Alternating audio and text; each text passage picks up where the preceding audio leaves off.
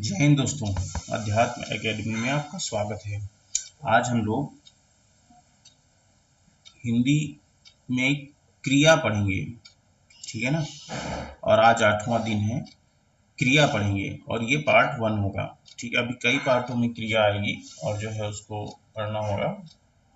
एक पार्ट में बहुत बड़ा वीडियो हो जा रहा था, 1 घंटा प्लस हो जा रहा था, इसलिए मैंने इसके कई भागों में इसको तोड़ा है। ये यूपी पुलिस कांस्टेबल के लिए तो बहुत ही उपयोगी का, बहुत ही उपयोगी। इससे क्वेश्चन उनको जरूर मिलेंगे, ठीक है। यूपीएसआई, यूपी SSC, पेट, एमपी पुलिस, इन लोगों के लिए बहुत ही उपयोगी है। आज हम लोग क्रिया को बहुत अच्छे से समझते हैं। क्रिया क्या है? क्रिया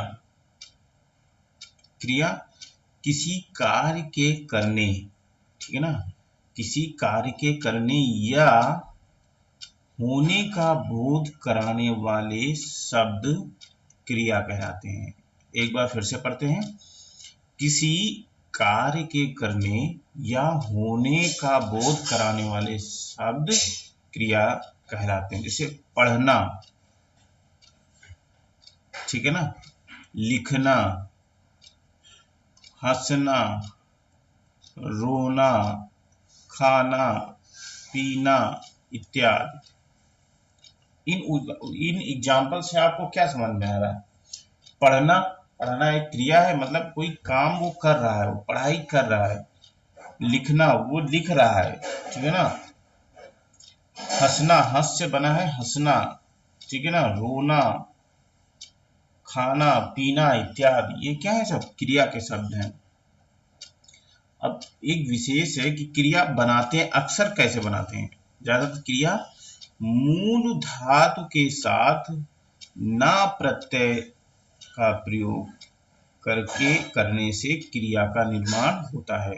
मूल धातु, मूल जो शब्द होते हैं, जैसे गा में ना प्रत्यय लगाने से गाना हो जाएगा, हंस में ना प्रत्यय जोड़ने से हंसना हो जाएगा, ठीक है ना। तो ये मूल जो धातु हैं उनके साथ ना प्रत्यय लगा के क्या बन जाता है? क्रिया बन जाता है, क्रिया का निर्माण होता है। अब हम लोग क्या पढ़ेंगे? क्रिया का वर्गीकरण पढ़ेंगे। क्रिया को कितने भागों में बांट सकते हैं? क्रिया का वर्गीकरण।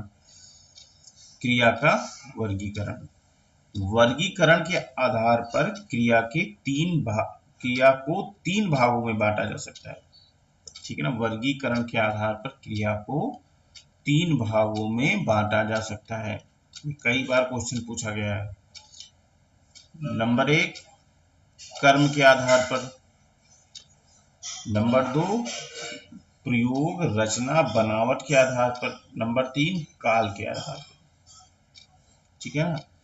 ये 3 प्रकार हैं जो वर्गीकरण के आधार पर क्रिया को बांटा गया है, ठीक है ना। कर्म के आधार पर क्रिया, प्रयोग, रचना, बनावट के आधार पर क्रिया, काल के आधार पर क्रिया।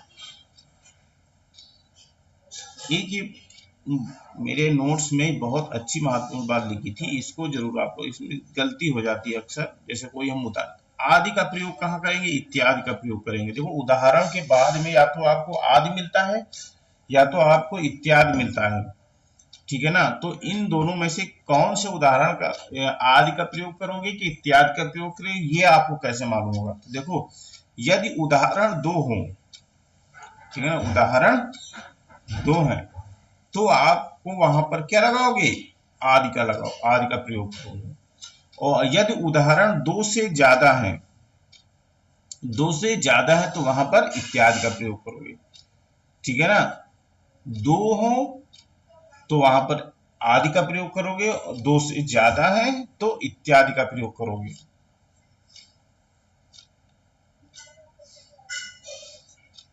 अब पहला क्या था? कर्म के आधार पर क्रिया के भेद, ठीक है ना। अब इसके कर्म के आधार पर क्रिया के 2 भेद होते हैं। कौन से होते हैं?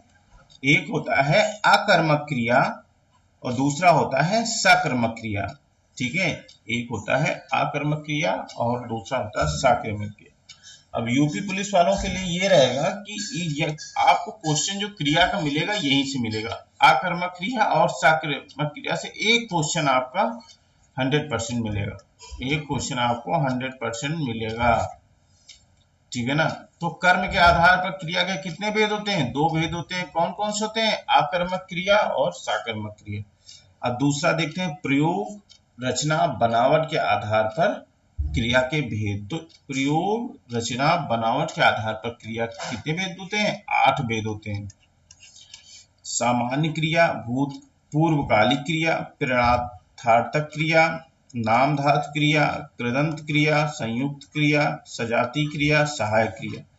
तो ये 8, इनको सबको एक एक करके हम लोग पढ़ेंगे और बहुत अच्छे से समझेंगे क्रिया के बारे में, ठीक है। ये 8 होते हैं। प्रयोग, रचना, बनावट के आधार पर क्रिया के भेद 8 होते हैं।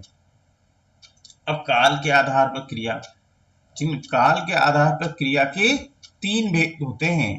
3 भेद होते हैं। कौन कौन से? भूतकालिक क्रिया, वर्तमानकालिक क्रिया, भविष्यकालिक क्रिया, ठीक है ना। ये 3 होते हैं। इनको भी हम लोग बहुत अच्छे से पढ़ेंगे, ठीक है ना। अब देखो यहाँ कुछ नोट्स मैंने लिखी। क्रिया के साथ क्या अथवा किसको लगाकर प्रश्न पूछने पर उत्तर मिलता है तो कर्म कहलाता है, ठीक है ना। अगर क्रिया है, क्रिया के साथ में आपने क्या और किसको लगाकर प्रश्न पूछा है और वहां पर आपको कर्म अगर जो मिलेगा वो कर्म कहलाएगा, जो मिलेगा वो कर्म कहलाएगा, ठीक है ना। जिन वाक्यों में कर्म होता है उन्हें एक क्रमक क्रिया कहते हैं और जहां पर 2 कर्म होते हैं वहां पर द्विक्रमक क्रिया कहते हैं, ठीक है ना, द्विक्रमक कहते हैं। जिन वाक्यों में प्रश्न करने पर उत्तर मिलता है उन्हें साकर्मक क्रिया और जिनमें नहीं मिलता उन्हें आकर्मक क्रिया कहते हैं, ठीक है ना। प्रश्न करने पर जो उत्तर मिलता है तो वहां साकर्मक और नहीं मिलता तो आकर्मक। साकर्मक मतलब क्रिया के साथ, आकर्मक मतलब क्रिया के बिना।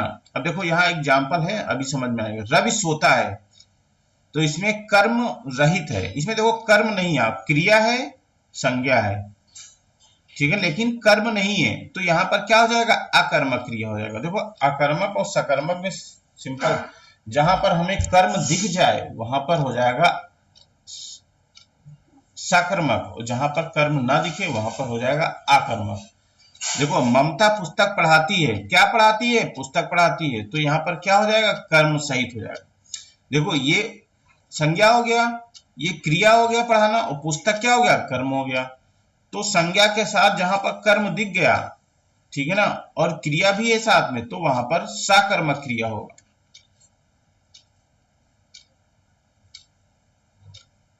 अब आइए आकर्मक क्रिया के बारे में हम लोग थोड़ा विस्तार से समझते हैं। जब किसी वाक्य में कर्ता के साथ कर्म का प्रयोग नहीं किया जाता है, ठीक है, देखिए कर्म जिस सेंटेंस में आपको नहीं मिलेगा वो अकर्मक हो जाएगा। आप सबसे पहले कर्म ढूंढिएगा, उस कोई भी सेंटेंस आपको एग्जाम में आएगा तो आपको सबसे पहले कर्म ढूंढना है, तो वहां पर आपको पता चल जाएगा कि वो अकर्मक है कि सकर्मक। और बिना कर्म के प्रयुक्त होकर भी कर्ता और क्रिया पूरे अर्थ का बोध कराते हैं, अकर्मक क्रिया कहलाते हैं, ठीक है ना। जैसे बूंद बूंद करके घड़ा भरता है, ठीक है ना। देखो यहाँ पर भरना क्रिया है, घड़ा कर्म है, लेकिन संज्ञा आपको नजर आ रही है यहाँ पर, तो यहाँ पर अकर्मक हो जाएगा। मेरे हाथ खुजलाते हैं, ठीक, खुजलाना क्रिया है, हाथ कर्म हो गए, ठीक है, लेकिन संज्ञा नहीं है यहाँ पर। लड़का सोता है, सोना क्रिया हो गया, लड़का संज्ञा हो गया, लेकिन यहाँ पर कर्म तो है ही नहीं, तो अकर्मक क्रिया हो जाएगा। गाड़ी दिखाई देती है, दिखाई देना क्रिया हो गई, गाड़ी कर्म वो संज्ञा हो गई, लेकिन कर्म यहाँ पर नहीं है। सूरज निकला, ठीक है ना, तो यहाँ पर निकलना हमारा क्या हो जाएगा? क्रिया हो जाएगा, लेकिन सूरज संज्ञा हो जाएगा, कर्म तो यहाँ पर है ही नहीं, तो ये अकर्मक होगा।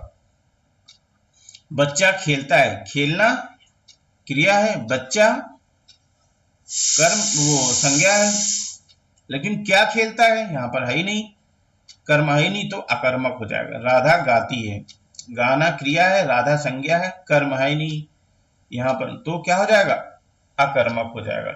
ठीक है ना। वह चिल्लाता है, चिल्लाना क्या है, क्रिया है, वह सर्वनाम है, लेकिन यहाँ पर संज्ञा नहीं है। संज्ञा के साथ क्रिया और क्रिया के साथ क्या होना चाहिए, एक कर्म का प्रयोग, तो सकर्मक होगा, नहीं तो वो क्या चला जाएगा, अकर्मक।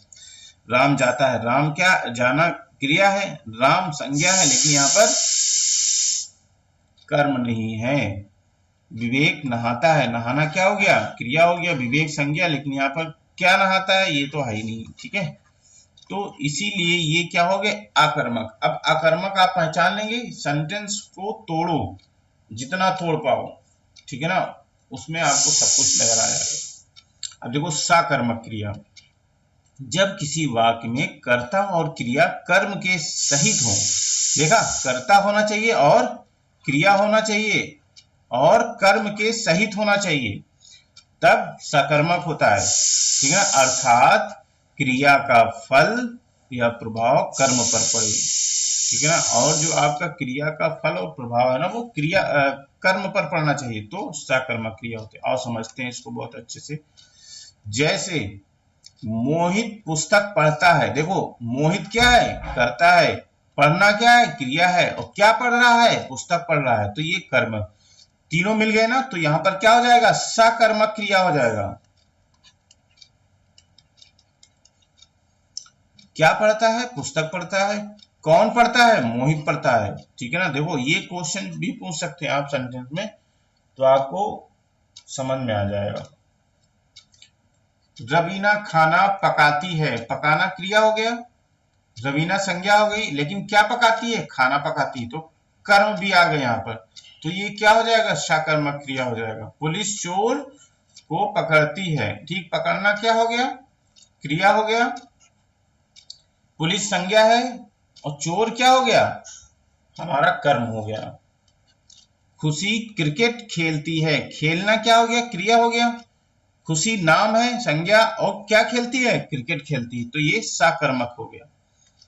बच्चा गेम खेलता है, खेलना क्या हो गया, क्रिया हो गया, बच्चा संज्ञा, और गेम हो गया कर्म, क्या खेलता है, कर्म, मतलब गेम खेलता है। तो ये सेंटेंस जो है ये सकर्मक है। ठीक है ना, सकर्मक है। तो ये अब तो यह पता चल गया ना, सकर्मक और अकर्मक में कैसे हम पहचानेंगे। एक क्वेश्चन आपको जरूर मिलेगा।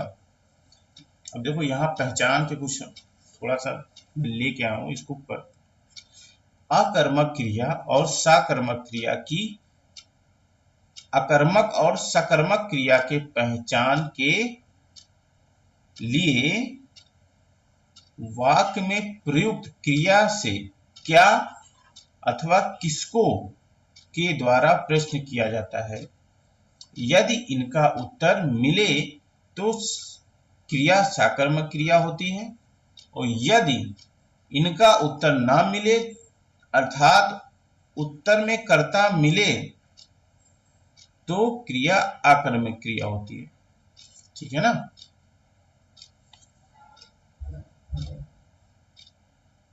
जैसे विजय हंसता रहता है, विजय हंसता रहता है।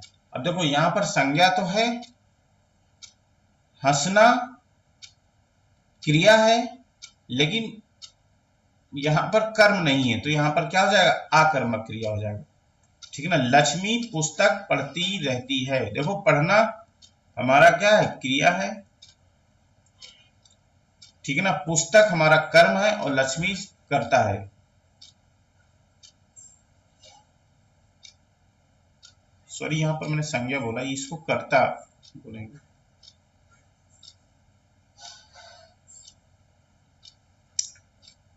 ठीक है ना, तो यहां पर क्या हो जाएगा, सकर्मक क्रिया हो जाएगा। माँ बच्चे को सुलाती है, ठीक है, माँ क्या है, करता है, बच्चे कर्म है, सुलाना क्या है, क्रिया है, तो यहाँ क्या हो जाएगा, सकर्मक क्रिया हो जाएगा।